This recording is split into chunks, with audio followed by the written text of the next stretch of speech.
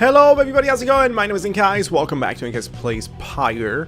So today's a pretty special episode. We're gonna go up for our 4th liberation right, but instead of trying to win it, I'm gonna try to intentionally lose it. I don't know if it's gonna have any sort of terrible effect on the game's ending or anything like that. I mean, the game has, I think, a ton of different endings, and there's not really like a best or true or you know, just the worst sort of ending. It's just there are different sorts of endings, I think, depending on your actions, basically. So here's the thing: if I because I was evaluating the bonuses and the benefits of actually letting another triumvirate win in the liberation rights. The disadvantage of that is that we're probably gonna have a lower success rate for our plan, especially since that's going to be the 2nd liberation right that we mess up, quote unquote. And I have also, on the other hand, I have no idea if letting somebody quote unquote good or less evil get their freedom and how that affects anything in the end. Like, if maybe it's just a mistake, maybe we shouldn't, maybe those descriptions are just descriptions regarding different sort of triumvirates. Like, these are good, these are bad, but in the end it doesn't matter. You gotta win against all of them. I don't know, we'll see. I'm willing to take this risk and let those guys win. Oh,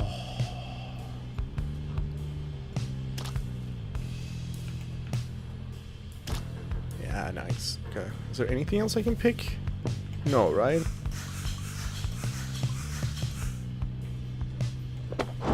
And one day we're gonna come to the lore book and we're gonna read everything in it. And I mean all of it. There's a ton of story, and I love story. What's up, Jay? Jay seems to be in a happy mood, though she always seems to be around Jodariel, who is listening to her with patience. So I would just look within the salo caps each daybreak for the morning dew to drink, and once in a while I would find maybe a stream to drink from too. Though I'd get very thirsty sometimes too. I tried drinking tree sap once. It wasn't very good. Really, it was very bad, I guess. She seems to be discussing how exactly she managed to survive on the downside all alone for so long. Jodariel watches her intently all the while. Food? Well, food was hard to find, usually because, this is a bit embarrassing, but I tried never to harm a living thing, you know, because it makes me very sad. But sometimes it is a way of things, I understand, I do, and so I would eat as often as needed to, and tried a lot of different things to see if they were good. Most of them weren't, though. But I got by. I learned to get by. I already knew how a little bit, because back home, where I came from, I had to get by there too. Here, well, it was harder, but it wasn't that much harder, really, in a way. Jodariel remains silent for some time as Jay trails off then. She embraces Jay and holds her there gently. Oh, Jay lets out a breathe, but says nothing either for a while. Jay, may I ask a question of you? Me? Of course. What question is it? How old are you? Do you know? Oh, I am 19 years old. That is how old I am, I think. Truly, then you have seen a lot in not a lot of time. Know that what you have achieved, it is a feat. I have known seasoned soldiers who could not have lived through the experiences you have described. Oh, really? Wow, thank you so much. You have seldom seen Jay look so joyful at this moment. As for Jodariel, you could count on me, on one hand, the number of times you have seen a smile play across your lips. You leave them through a conversation. Oh, that was really sweet and adorable.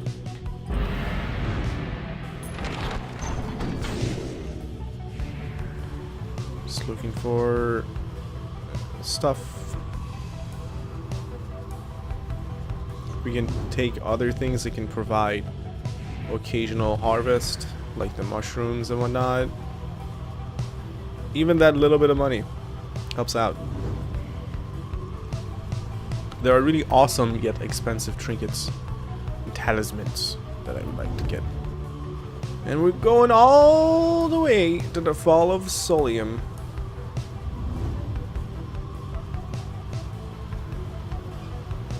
To tempt fate. Fate? Were they fate?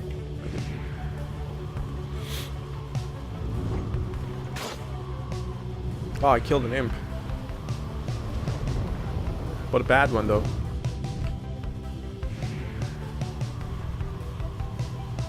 I'm not seeing anybody.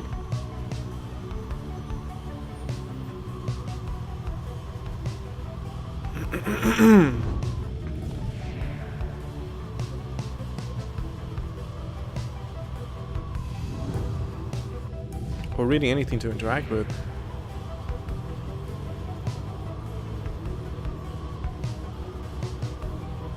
Oh, look. Once more, we sail above the fall of Solium. The temple of the 8 scribes await us at the summit.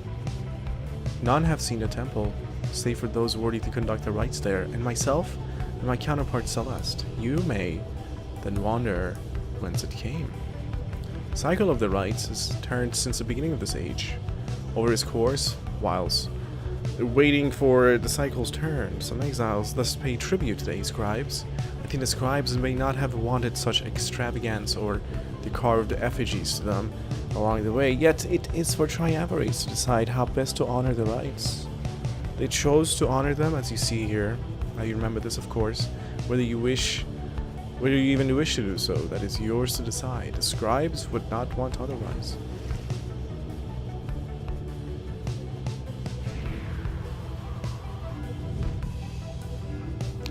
Hedwig can gain a favor.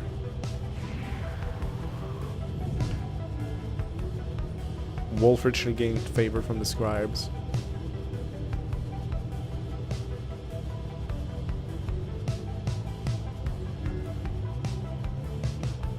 And I'm curious to select Hedwig a second time, and obviously we plan on losing, so I'm really curious to also see what happens if Hedwig doesn't get liberated 2 times in a row. You make landing upon Mount Aladil, where Wolfred pulls you aside while the others complete the post-flight inspection. He puffs at his pipe before speaking up. Reader, as you know, I now wear the raiments once again. This means that I myself may soon be worthy to regain my freedom in the eyes of the 8 scribes. Oh, it's the first time that he's coming up to the gate.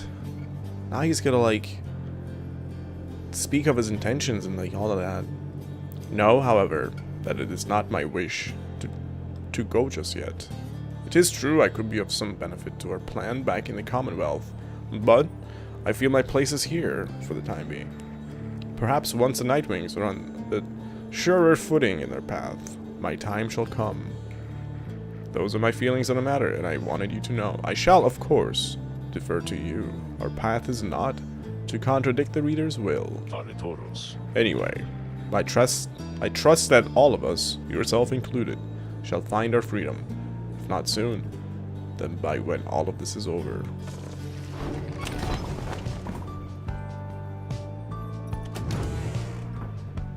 Oh, hello?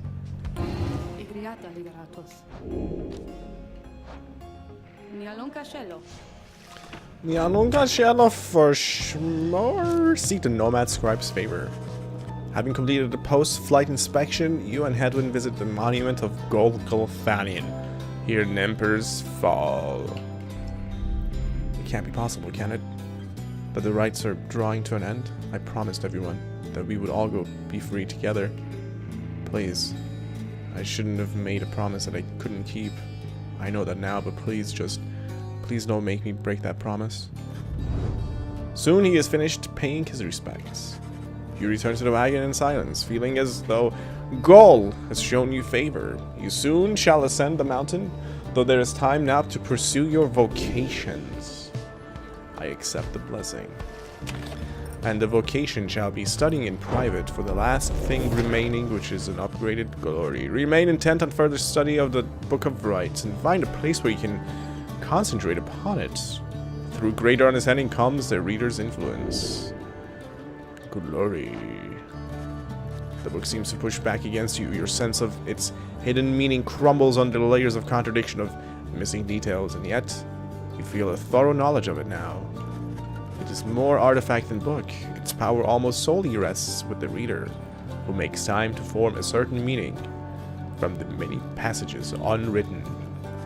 Yet the glimpse of knowledge you approached just then called back at you to stop and go no further, not to press too forcefully against the outer limits of your understanding. Nevertheless, for what you recognize shall have to be the final time inspiration comes to you in a flash, whether from the book or from within. Even now, you cannot tell. Righteousness. We have mastered the book. You look up to see the lone minstrel there. You had not noticed him. He looks up at you with his strange eyes. Oh, he does have strange eyes. A color not unlike the bindings of the book, and he smiles at you faintly. The moment passes, and he turns to go about his business. He leaves you there. You realize you are clutching the Book of Rites to your chest. You manage to pull away. That was a little creepy, eerie, all that stuff. Strumming a tune. Strum this for me.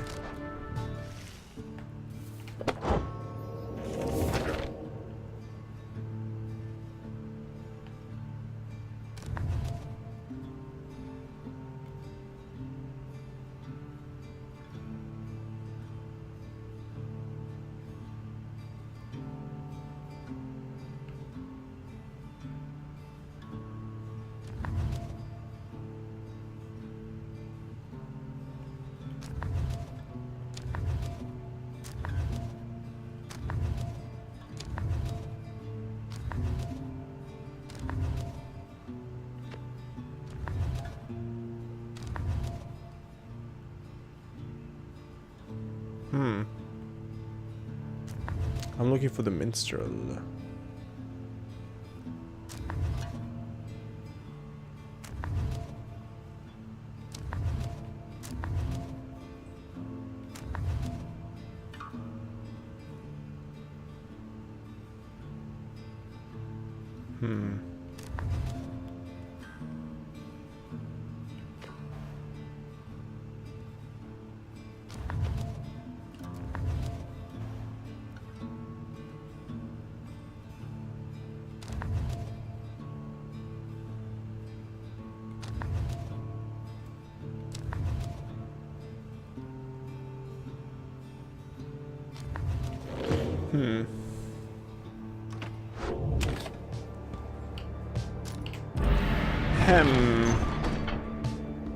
Oh. High road?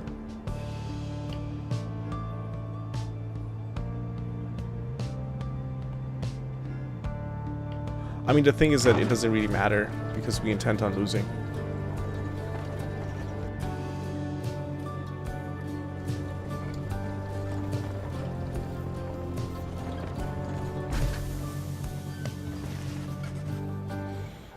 En route to the mountaintop, you pass by a monument to Under King Ores, and Pamitha happens to take notice. I have to hand it to you, Pamitha. You have a real gift for getting yourself into one bad situation after another. Now here you are, praying to the dead to bring the stars back. Is that it? We will get out of here in time. Things might be even worse back home. Soon she is finished paying her respects. As you prepare to continue your ascent, you sense that Under King Ores has shown in favor. 3 glory. Jesus.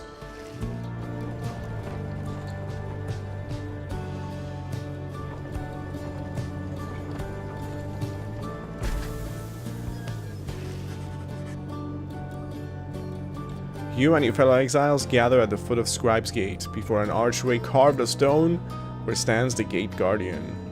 Man, I wish you guys had commented more, because I really am torn between wanting to win and wanting to lose, but aside from one person, nobody else said anything about it. So, I'm gonna have to make the tough and maybe disappointing decision here, but, you know, it's your fault. Greetings to you, Celeste. I see the exiles of the Nightwings have returned, even as the cycle of the rites begins drawing to a close. The Nightwings accept this as a will of the scribes. The Gate Guardian laughs at this softly for some reason. And you, Terry, do you accept their will as well? But the little minstrel does not answer her. It is no matter. Now, Nightwings, each of you, come forth and state what it is that you seek whilst crossing Scribe's Gate. One by one, the Nightwings declare themselves. You all pass as before, except for Wilfred. When Wilfred takes his turn, Celeste stops him. You. I see you wear the raiments once again. Explain. The cycle of the rites is ending. While I do not know exactly why, I have my fears. One of my contemporaries, he who fell from the summit long ago, he lives and seeks his liberty again. He stands against us now and believes the triumvirate to be the true Nightwings. I remember well the contemporary whom you mean. Then the Nightwings stand divided. Yes, and so I wear the raiments once again, in case that it may help to right this wrong. For I am Wilfred Sandalwood, and I seek liberty for each of us, so that one day we all might stand shoulder to shoulder on the other side and bring our freedom to the people there. She considered Wilfred's words for a moment. I see. Then move along. The Guardian of Scribe's Gate regards you all, and then she beckons you onward. They scribes bid the Nightwings welcome. Go forth with glory. Celeste? What is it, Tariq? The will of the scribes. Long have we both followed it. I think you would agree. In equal measure has it drawn us close as it separated us. But if their aim now is to keep us apart for another age or longer, then no. I do not accept their will. Oh, look at his eyeballs. You blaspheme, Tariq, and at the gate no less. But the lawman so simply puts his hat back on. Then may the scribes themselves admonish me. Until tomorrow night, Celeste. Damn.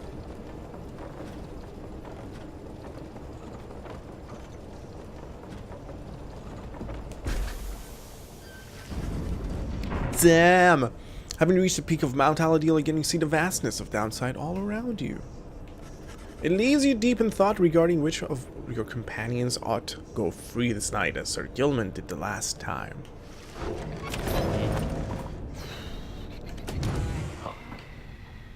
I was hoping it would be the Minstrel. Wolfen looks up as you approach and smiles. I never thought that I would say such things, my boy. But it is good to wear the raiments in the rites once more. The March of Time does have a way of healing certain hurts. I wonder if he's going to be unavailable or if I can actually select him. Like, if the choice is going to be there. Because he's not going to be high enough level, like, enlightenment-wise to be able to, to be selected as a person who gets his liberation. But I wonder if there's a way you could really put your back into it throughout the rites before this liberation rite.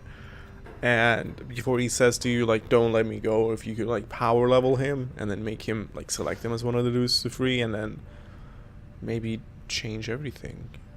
Butterfly effect style. I don't know. Besides, the Nightwings of today, we are a very different beast than a triumvirate which took me in almost a decade ago. Ours was a triumvirate of exactly 3. Well, 4, with Tiso, who proved to be an exception. Though, historically, the Nightwings never took on more exiles than needed. I have mentioned my predecessor, Brighton, and my former companions, Erisa and Oralek.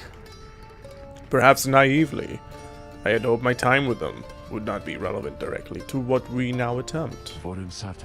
But seeing as our stories are now intertwined, do let me know if there's more you wish to learn of them. Let's go about Brighton. Thus far you have heard only passing reference to Wilfred's predecessor on the Nightwings. You inquire about Brighton, who you understand was liberated prior to when Wilfred first joined the Nightwings. I never met Brighton in person, but I know him rather well by now. Though for that matter, my boy, so do you. He studies your reaction for a moment, and then you realize the lone minstrel is Brighton? Brighton was born wealthy, but not special otherwise. You would have no reason to have heard of him. He was exiled for negligence misconduct. I do not know exactly why, and do not care for spreading rumors. What if he's the voice? I first heard of him through Erisa and Storyrich, who found in me a suitable replacement following his liberation. They spoke little of him. Storyrich gave the impression they did not see eye to eye, but he assured me I soon would hear from him myself. Indeed, as I became accustomed to the book which you know well by now, I soon began to hear the voice. Wolfa looks at you as if to see if you yet take his meaning. He's the voice! You see, my boy, after Brighton's liberation, he assumed a new identity within the Commonwealth, and a new responsibility to the triumvirate which liberated him. That voice you hear from time to time, whensoever the stars align, it's his. He is no longer Brighton. He is now none other than the Archjustice Androbolus IX himself. The Grand Judge and figurehead under whose watch the Commonwealth is governed in this day. Those who violate the law of the Commonwealth face sentencing by the appointed Archjustice. No way! Liberated exiles retain certain burdens to their old triumvirates. They have much to thank them for.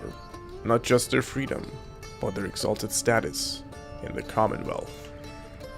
The theocratic rulers of Commonwealth. They do not wear masks and raiment simply for the sake of ceremony. They are not who they appear to be. Their public pasts are nothing but a fabrication. Like Brighton, they once were exiles too. Brighton, that voice, he has no love for either one of us by now. He knows full well what we attempt to do, yet he is bound by traditions of the rites. He shall always stand on ceremony and complain, but I think he knows deep down that he is powerless. How ironic that one of such high status in the Commonwealth should be so frightened of some long-forgotten exiles such as we. Anyway, that's Brighton for you. He must have seen in you the potential to be one of his staunch supporters for a time. If that's a path you'd want to pursue, I should apologize. Now then, whom else should we talk about? Damn! You asked about Erisa, who you understand betrayed Storyrich at the moment of his liberation, but then perished in the Shimmer Pool. I'm afraid you know the brunt of it, my boy. But I suppose you ought to know something of Erisa's past, lest you be quick to judge her solely by her actions. Mind you, I would never make excuses for the terrible choice she ultimately made. But her life, I understand, was very difficult. Erisa had been exiled for the foulest of acts. You could see it plainly branded on her face. Such was the heinousness of what she did in the eyes of the Commonwealth. She was an apprentice blacksmith in her youth, taking up the post left by her brother. He had fallen in battle on the blood border, despite wielding their father's own lance and armor. Her father never quite recovered after this, and had grown cruel and detached. It was Erisa who took the brunt of this fury, or his fury. He expected the impossible of her. One day, it was all too much for her. So when next he lashed out at her, she struck back. She struck back again, and again. And again. When they came for her, her father was gone, and she was not herself. She was promptly cast into the downside for the crime, where her hatred for the Commonwealth only grew. Erisa always was intense in her demeanor, haunted by her father's memory. More than that, her chief motive for wanting back her freedom was, in hindsight, not a healthy one. She longed to join our nation's enemies, to build for the high-winged remnants a great siege engine that could shatter the defenses of the Commonwealth and forever end our feud. What she ultimately did to Storyrich, it was an act of pure and thoughtless desperation. I do not think that it was simply evil, nor do I think that it was personal. I often wondered, though, if in her final moments in the Shimmer Pool she understood what she had done, and the depth to which she had fallen. For years, I must admit I hated her, but now, my only hope is that she found a peace untenable during her relatively short life in the downside end Commonwealth. Furthermore, I hope The life of Erisa offers some perspective, yet to those of us who have not made the same mistakes. Now then, was there something else? Yes, Oralek. You asked about what Oralek was like when he and Wolford first became acquainted. Wolford remained silent for some time. I was very, very sick, you know, when I first landed on the downside. The long trip down the river must have been a little much for me. It was Oralek who found me. He could not have known of my capacity to read before he revived me. Wait, so how come Wolford doesn't have horns? If he's been here for almost like the same amount of time? He was a physician, intolerant of the sight of suffering of any kind. Not just any physician, mind you, a gifted, highly decorated one. He served on the front. Back then, skirmishes erupted frequently, and those such as Oralek, they had to deal with many casualties on either side. In time, he said he grew repulsed by what he saw. This sowed in his heart a yearning for an end to all the bloodshed, so he tried to use his status to negotiate a treaty with the High-Wing remnants. It must have gone about how you would expect. He was given direct orders to return to the front. But when he refused to soil his hands again, they cast him to the downside. Here, he gained the notice of the Nightwings, and before long, he grew to be one of the finest rites conductors anyone had ever seen. He was instrumental in the liberation of his companions, whose roles in the triumvirate were later filled by Erisa and me. In time, Oralek's own opportunity for freedom had come up. He longed for it so that, with his exalted status, he might stand a better chance of negotiating peace. However, on the evening of his liberation, well, you know the story from that point. He and I were kindred spirits for a while. I could not bear to think that he was gone, and now, I still cannot entirely believe that he is back. He is our adversary now, transformed, grown cold. Still, part of me is happy that he lives. Make no mistake, of course, I shall not be swayed against our plan, not by Oralek, or anyone. As I've said before, we share a higher calling now. If he's not even willing to throw a bone to Oralek, now I'm like really second guessing my plans to allow one of the Fate to be liberated. I'm sure it'll be sweet, but it's definitely not gonna help our plan, I don't think. As for Oralek, Alula! He wants his freedom, still. Although I wonder if he still remembers why. Anyway, was there something else, my boy? No, my boy. You bid Wolford a good afternoon and leave him with his memories. My pleasure, reader. Reflecting on the past from time to time helps demonstrate how far we've come, yet how much farther we have yet to go.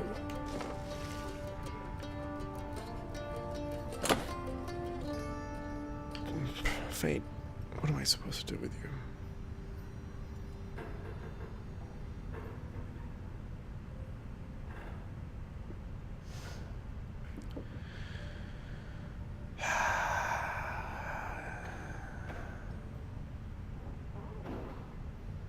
I mean, letting the essence get liberated sounds like it would be good too, because they don't, they want to destroy Commonwealth, but we want to destroy Commonwealth too, but with peace. We want to change it. We want to destroy it by changing it.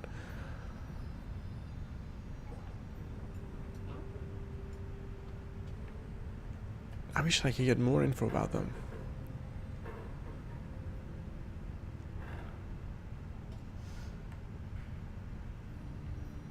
Here we go again on my own. Another opportunity to liberate one of our own. The plans have hit a few snags. His agents need all the help they can get. Oh boy. Oh boy. Oh boy, oh boy, oh boy. Oh boy. Oh boy. Wait, is there more information about the Fate in here?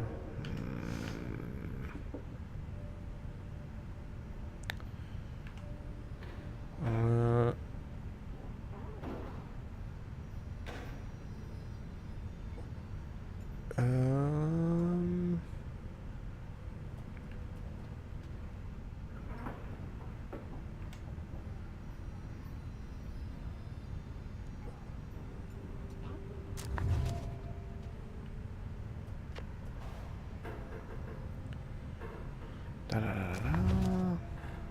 The accusers. The dissidents. The Pyre hearts. The essence.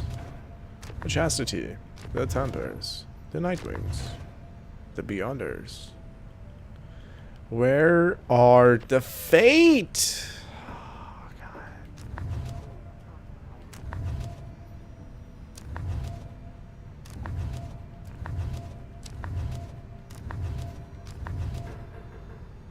Dang it. Are you kidding me?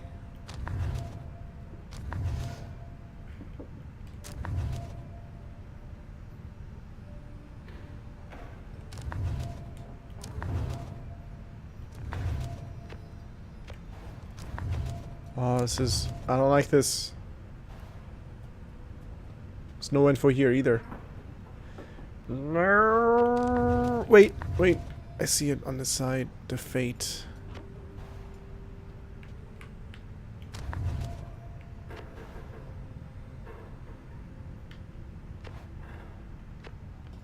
Wait, how do I read this page?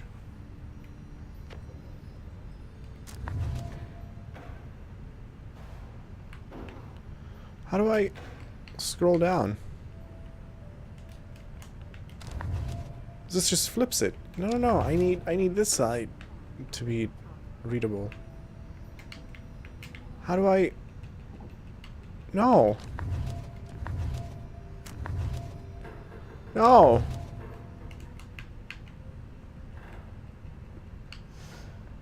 What?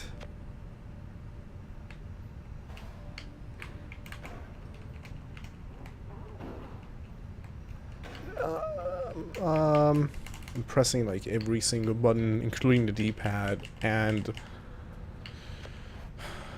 stick buttons too. Tramway form of that occur. I mean, not that it says anything about them, but I'm a little frustrated. I don't understand. How do you control the book? What the hell? Hey guys, so like, I don't know what's going on up there with all them stars all acting real weird and stuff, but let me tell you something here. You ain't gonna find a better deal on all this stuff from anybody, I mean anybody. And the downside, you can trust me when I tell you that, okay? So go ahead, stock up. Permanently.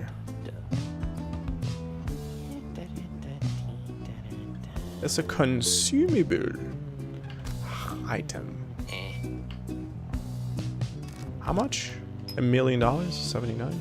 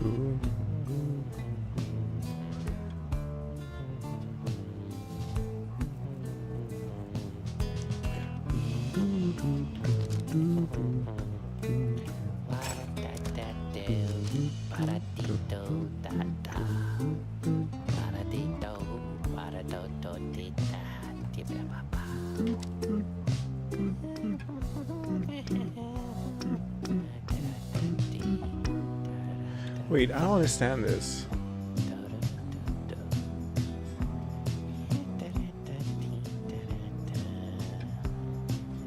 So the wearer never dies? And not only that, they return with a burst that draws in nearby adversaries? What?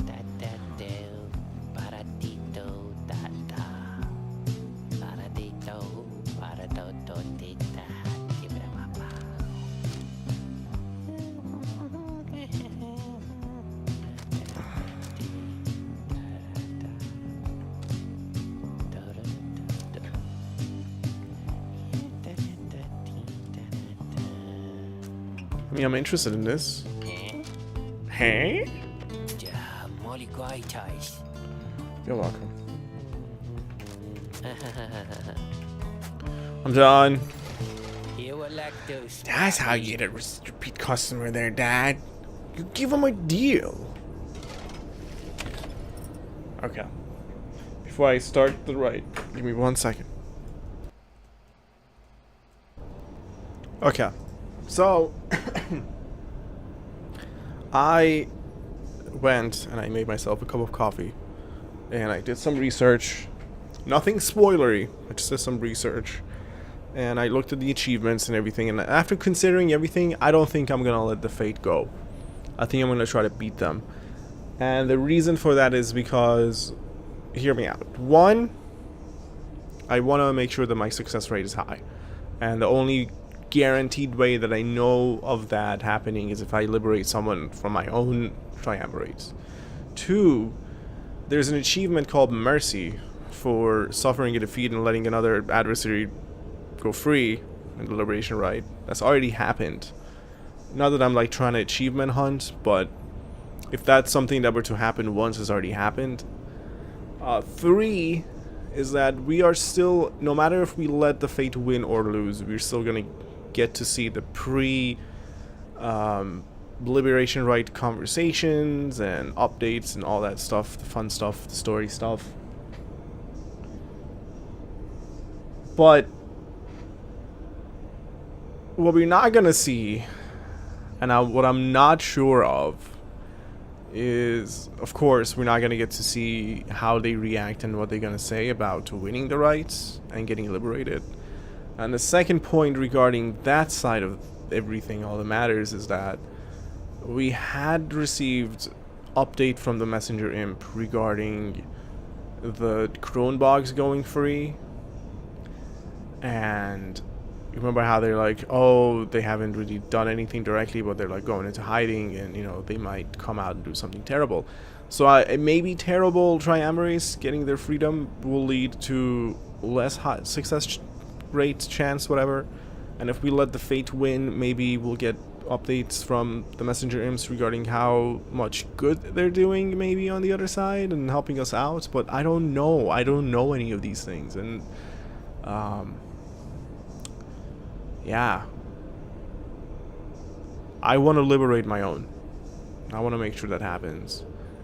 And like, I want, here's the thing, like, after all this time, I'm still like not 100% sold, because I want both of these things equally as badly. I want to win and make sure that everything goes well and that we don't mess up our campaign, and I also want to lose.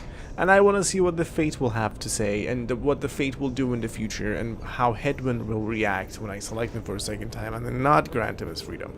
I want both equally.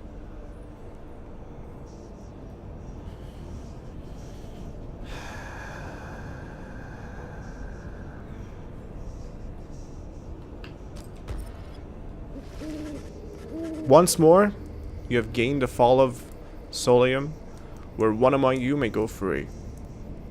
But first, you shall have to prevail against the Fate in the liberation rites. Reader, your companions are gathered there under the fall. They shall be counting on you. Indeed, as the cycle of the rites turns ever faster, so too is our plan set in motion. My agents in the Commonwealth are beginning to cause a bit of stir out there, and word has reached high places that the rites are ending. This is our chance, though let us not despair, should victory elude us here. We shall make the most of whatever the scribes may have in store for us. That is to say, good luck, my boy. It's time.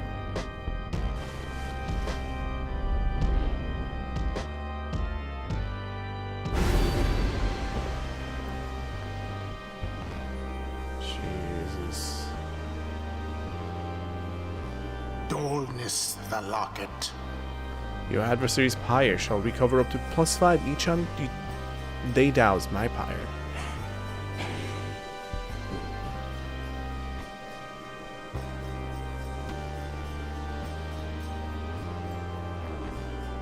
You know what? I know exactly how to decide this. We're gonna let the stars decide this. I will make this as difficult as I possibly can. If I win, I have truly won. If I lose, then so be it. I have lost, and they gain their freedom. And we shall see how the story continues from that point on. First, Time Singer Han, 50% more stamina. Archbeast Sungrease, Plus 30 to their Pyre. Biolantheus, They're gonna deal 5 extra damage to my Pyre. Lord Gandroth, Plus 8 presence. Chance 6 Shoulders,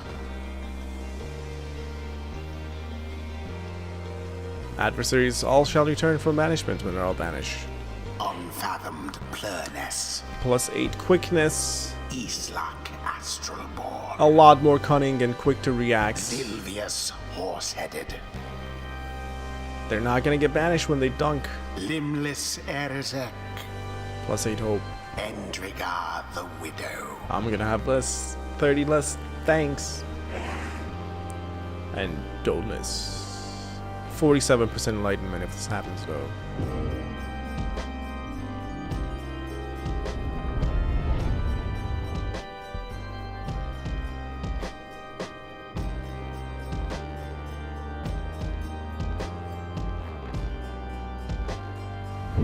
Once more, the Nightwings gain the summit of the sacred Mount Aladiel to conduct the Liberation Rite, Brighton!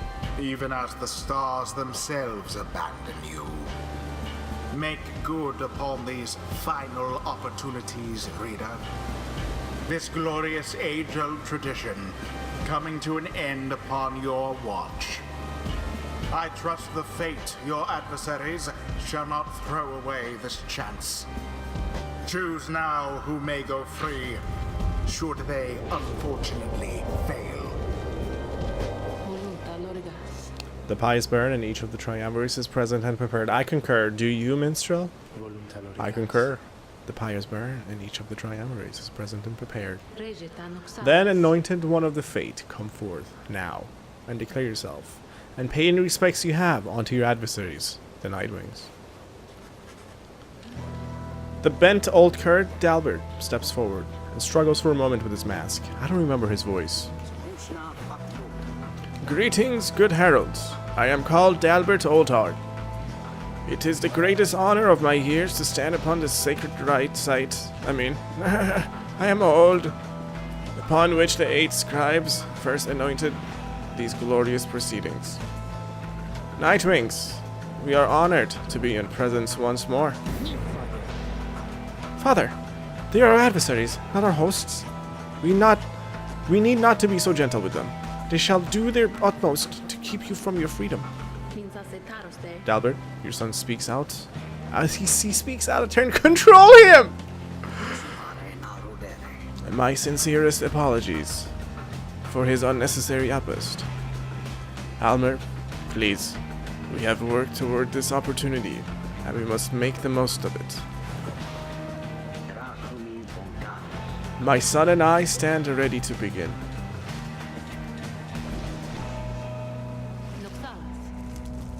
So they have a J, they have a headwind, and they have a rookie. On whose behalf you shall conduct the liberation rite? Reader, I would ask you to choose wisely, but I am sure you know no other way. And you prepare your solitary for Celeste. Whom do you intend to liberate?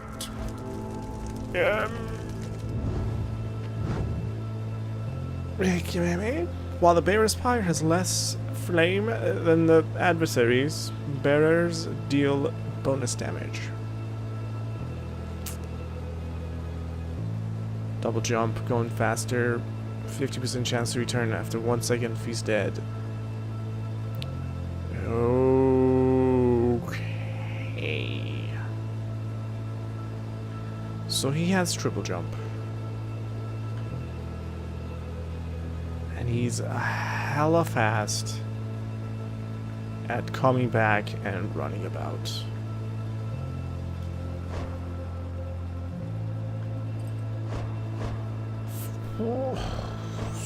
fast.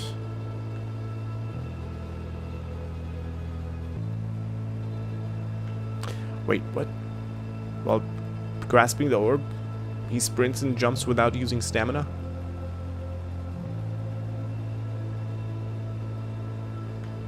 Is that something that I'm supposed to get to?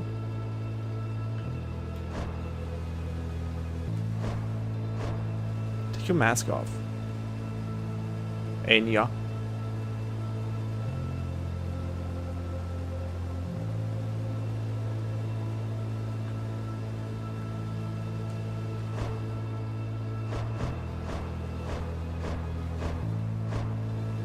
Jeez. We're gonna get so wrecked. Oh, I can't even select Edwin.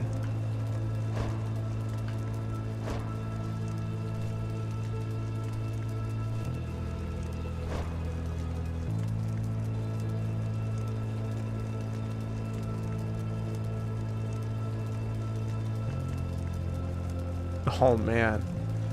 Jodariel?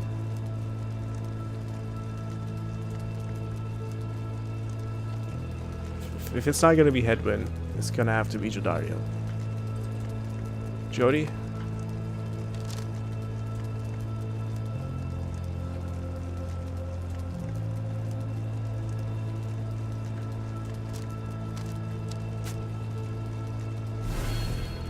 I like it.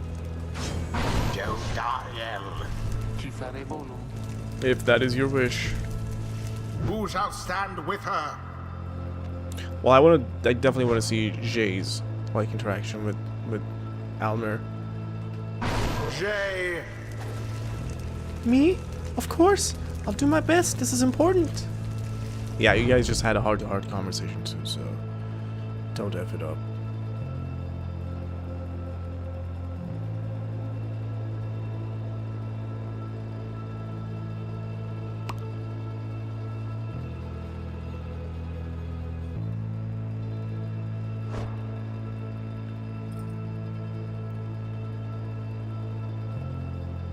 I like it.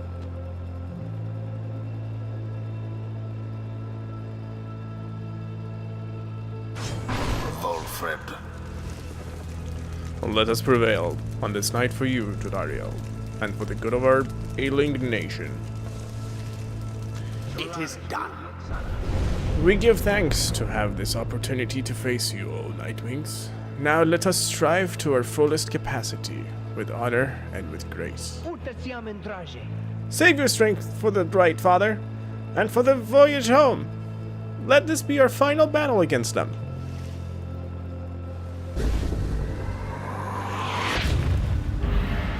Well, Commence.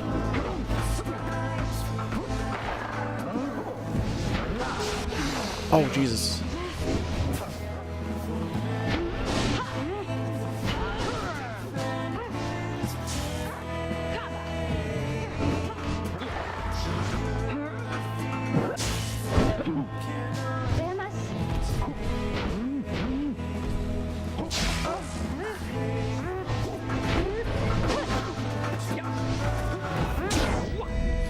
Okay.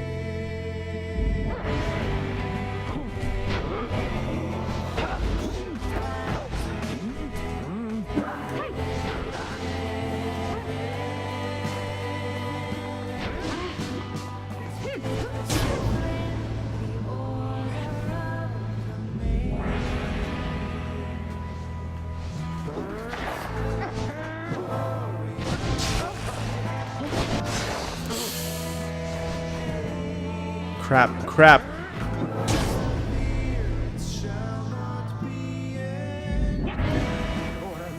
Hear us now, O noble Jamor, for we beseech you. Surely we cannot prevail without your aid.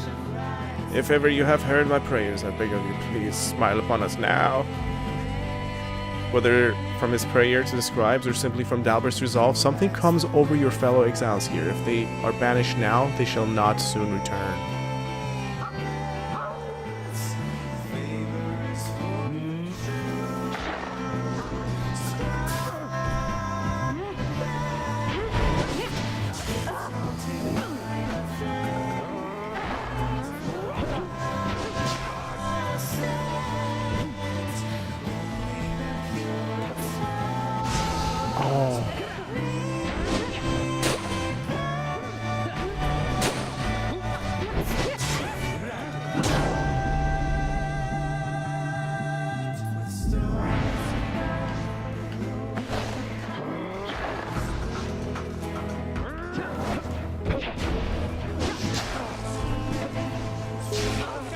God.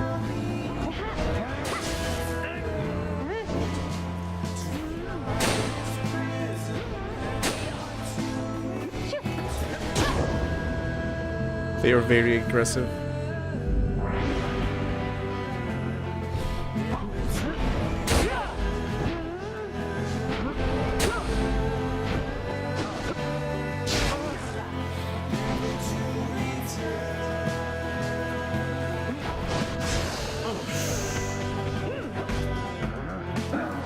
Should we try it at least one more time?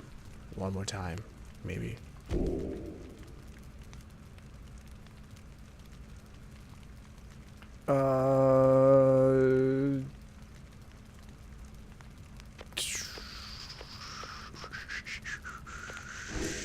No, no. And there it is, at last. The Fates have proved their worth. As for the Night Excuse Winds, me? they most certainly did not. Thus ends the liberation rite. And thus, the scribes have chosen.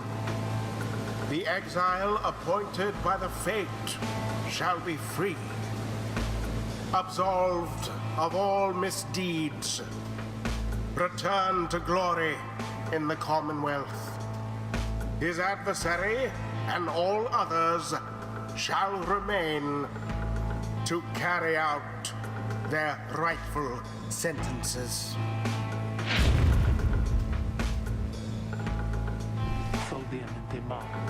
Today, it seems, was not to be my day. Regardless, I am grateful to you all for the attempt.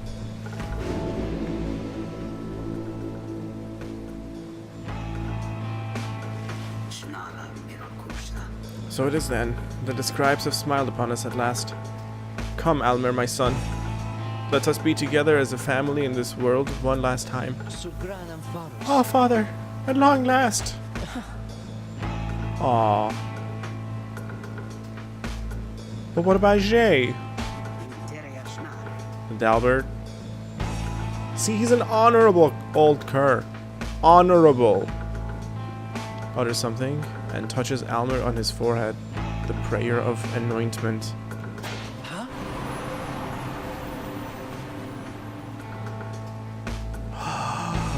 No way! That is craziness. Before Almer can respond, his father heaves him into the shimmer pool. No, father! What have you done? You were anointed first. This victory was yours. Wait, father! It was your time. This was not my time. It was not my time. But the shimmer pool is sealed. Farewell, my son, and farewell, Nightwings.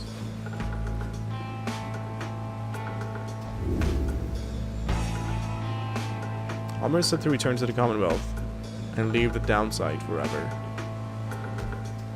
Godspeed, Alma Oldheart. The 8 scribes are watching from afar. By their grace, may the cycle of the rites keep turning for as long as possible. Yep.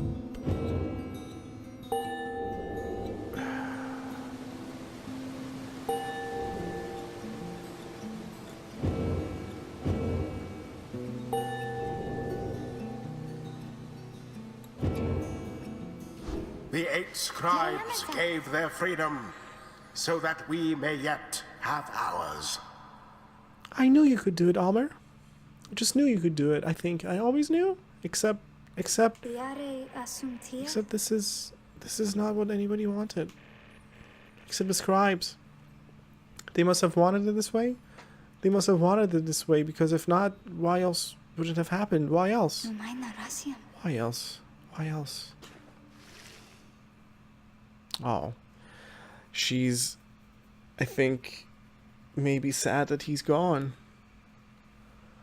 I think if we wanted to continue the story between Jay and Almer, we should have like had an ordinary right against Fate, not a liberation right against them, but you know, that was gonna hurt them. That was gonna hurt our plan, perhaps. The mood is somber in the wagon, following the liberation right against Fate. You overhear some of your companions talking through what happened. The scribes, they showed their favor to Dalbert. Well, we'll have to think on what else might have been this night. Wait, what? We'll have to think on what else might have been this night, but let's not dwell on it. Tomorrow is another day. As for Jadariel, may she find some comfort in knowing that the plan may still succeed. We have but a few such liberation rights remaining. Exactly how many I do not wish to speculate about as yet, until such time as we can better say for certain. Under no circumstances would I suggest this is ideal. However, it is opportunity enough that their plan may as yet succeed. Although, all of these are setbacks, I fear. Wolfwood trails off and falls silent. Some of the others exchange looks. They are beginning to understand. With the rites soon ending, everyone, or everything which Wolfwood has sought, both on his own for many years and now with all of you, all of it may have been in vain. The hush spreads to the others. But not to you. You then proceed to do something that none of them seem to expect. You raise your voice. Each of your fellow exiles turn to you, their expressions asking you a question with no easy answer. What are we going to do? As you meet Hedwyn's gaze, the words for the occasion begin to crystallize in your mind. You are searching to find the right words, as all your fellow exiles are looking to you now.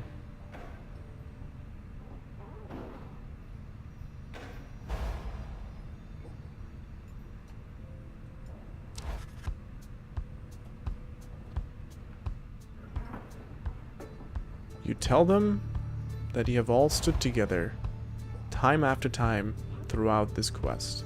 We are now poised to seize upon a glorious opportunity.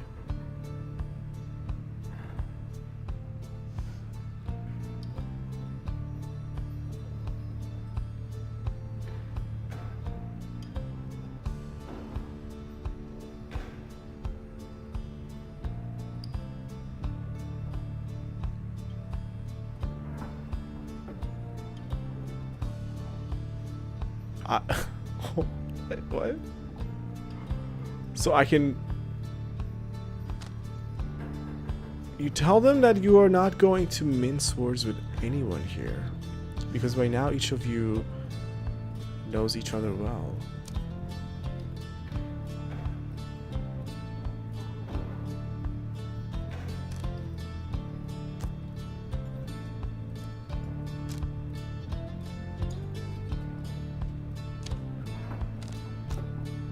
Tell them that you have all struggled to have come this far across the downside, through many challenges which you faced, only to reach this low point in your journey.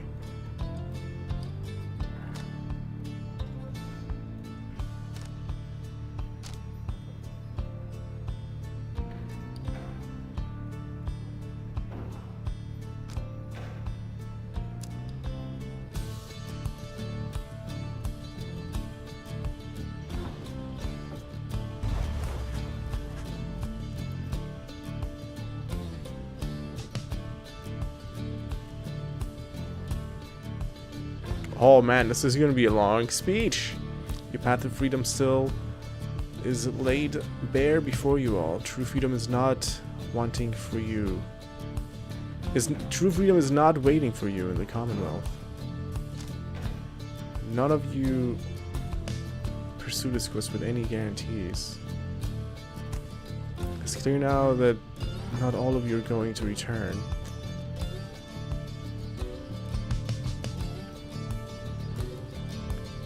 The path is different enough without the added burden of despair. It was a quest you all knew was unlikely to end well. One cannot assume that it would have had a happy outcome.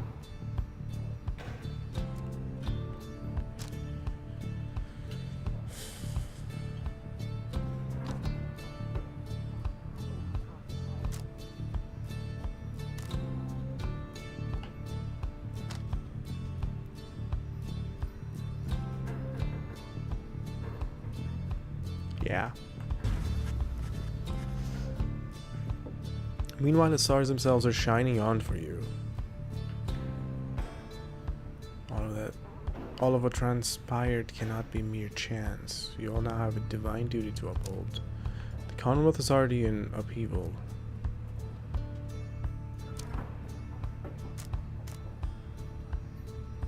You see the imminent conclusion of the rites as a sign. It is a sign that the world is changing.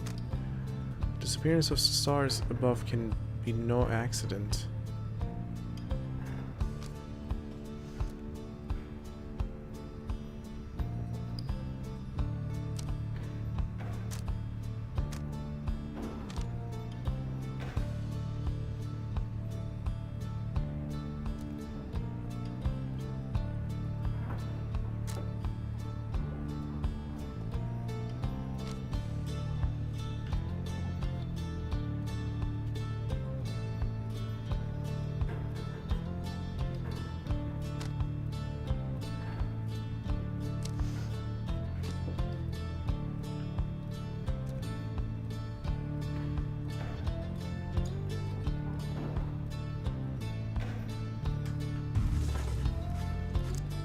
Now's the time to stand and fight the forces that oppose you for your own sake, for those who live oppressed.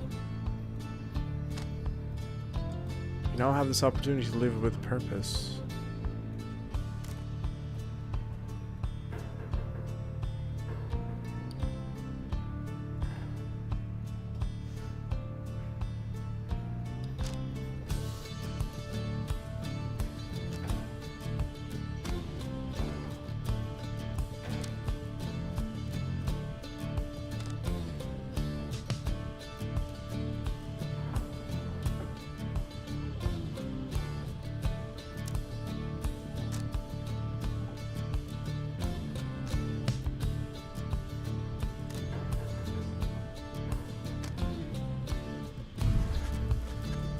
If you cannot see the merit in this quest, then you are unfit to stand among the Nightlings. You are unfit to stand atop the sacred mountain.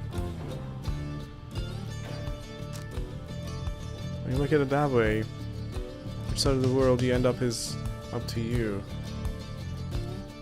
If you can believe any of this, then believe above all in each other.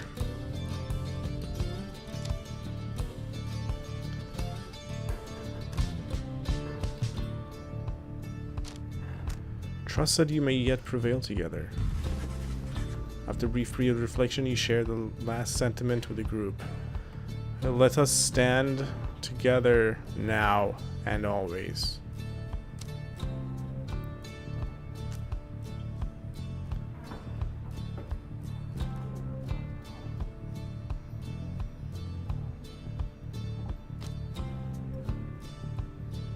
That's the one I want.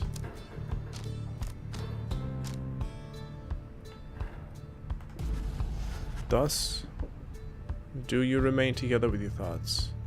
No one speaks for a time, but then... Damn right, my friend. We've stood together time after time, and I'll be right there with you till the end, no matter where we end up. You truly believe that your Commonwealth can change its ways, then, reader darling? I'd suppose that I may yet to come to believe it too. My lungs... May long the stars remain a light for you, reader sir. And your eyeballs are scary. All the while, Wolfred remains watching you intently. Then his expression softens and he smiles. You are right, of course, my boy. We are the Nightwings. It is precisely as you said. The people of the Commonwealth need us as we need one another. Lead us then, reader, to the end of our quest, and the dawn of the new age for all our kind or kin. Everyone, for the Nightwings! Roxanas, all of the Roxanas in the world. They stand with you no matter what. They await the outcome of your vision of the stars, which burn with renewed fury, because now the last rites beckon.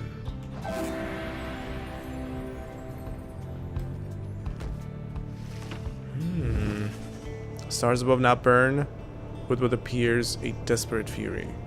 many more of them than usual.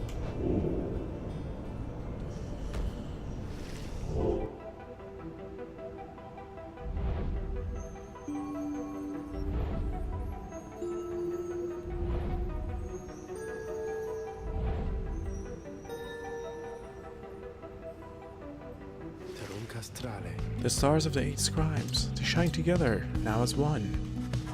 Lominster draws breath as though surprised by what he sees.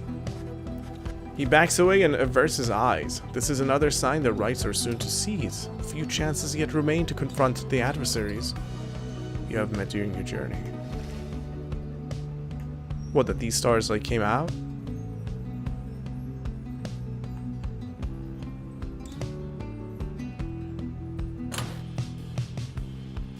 Stars continue to vanish. There cannot be many opportunities at liberty remaining. The others grow anxious. Not all of them shall make it out of here. Then we shall keep each other's company. I mean, this has got to give us at least like a 3 countdown, or maybe like a 2 countdown, like 2, 1, 0.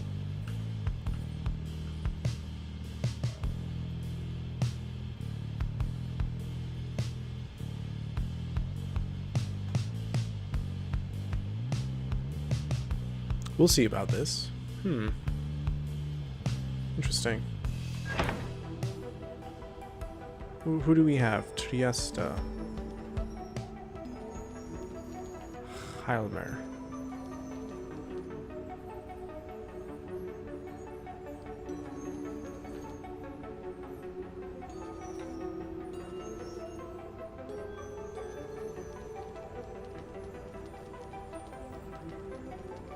I want Jody and him to meet again.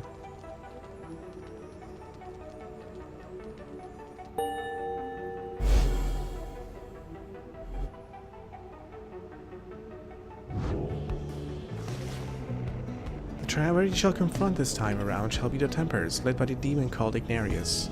They have prevailed in the rites on many occasions in the past. Lominster then offers you such details as he knows of your next adversary. Ignarius, a long-time resident of the Downside, as evidenced by his appearance. The strongest of the Tempers, he has waited years to earn his freedom. Born to a middling Commonwealth family, he got into trouble early and often, but found his calling in the Commonwealth's not entirely legal red light district. There he took many jobs, most involving his sheer size. Most notably, he was a bouncer at the Starry 8, an infamous tavern in the Commonwealth, where he came to symbolize his reputation. One day, a particularly belligerent guest got under his skin, so he gave him a tremendous thrashing. The club clientele all gave a cheer. However, this guest turned out to be a wealthy chambellan, who then exploited his conditions to have Ignarius arrested and then exiled. This was 14 years ago. In the Downside, Ignarius dropped his given name, as is sometimes the custom, and survived alone through his tenacity and strength. In time, he drew the notice of the Tempers, who revealed to him the rites, recruited him into their ranks, and let him work his way up. Now, at last, it is his turn. Other than the Nightwings, the Tempers have liberated more exiles than any other triumvirate. They had high hopes for Ignarius in turn. Now, good evening, reader. Good evening, minstrel. You wish a good night to the lone minstrel. Your travels shall continue at first light. Alright, well, let me know what you thought about this in the comments. And if you enjoyed the episode, leave a thumbs up on the video. I'd really appreciate that. And as always, thank you so much for your time and attention. I'll see you guys tomorrow as we face off Ignarius again. Goodbye.